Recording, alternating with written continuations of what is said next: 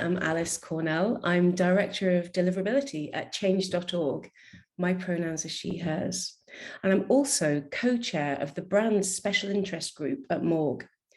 The Brand SIG is for brands large and small that are concerned with the anti-abuse space, looking to collaborate to make the industry a safer place for us and for all of our users.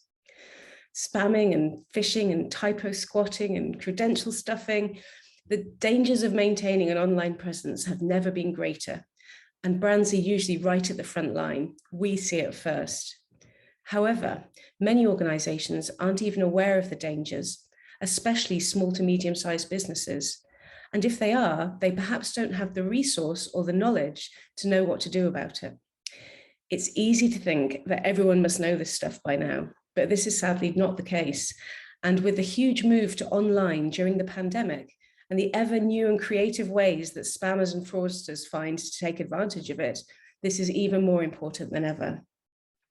So to this end, the Brand SIG is creating a brand protection kit consisting of a series of documents providing MAAWG recommended best practices to increase brand security and to answer the question, as a brand, how do you best protect your online presence, your customers, and your brand reputation from potential abuse?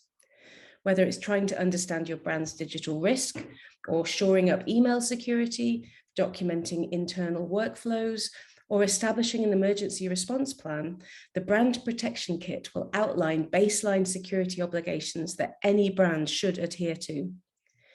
Each best practice document will help brands defend themselves and their end users from abuse, as well as providing guidance on how to surpass those minimum requirements.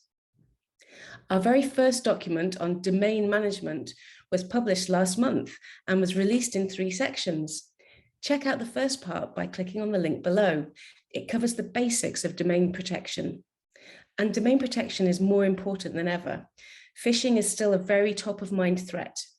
In 2020, 75% of organizations around the world experienced some kind of phishing attack. And this figure increased by 22% just in the first half of 2021. And according to a Proofpoint study, 74% of phishing attacks in the US were successful. Financial loss is just one piece of the pie. Reputation is often as important as revenue. The impact to the brand can go much deeper than just revenue loss. It can take just one incident to wipe out a carefully built brand reputation in one fell swoop. Small to medium businesses are much less likely to protect themselves against these kinds of attacks. And yet, according to the Insurance Journal, they're much more likely to be targeted. So what can you do? Well, some things as simple as creating a domain register, that's just understanding what domains your organization is using and then taking steps to protect them, and maintaining current contact information is a great start. Make sure to keep your registrant account information private and secure. Use a strong username and password and turn on multi-factor authentication when you can. Hackers want access to these accounts so they can take ownership of your domain, so make it hard for them.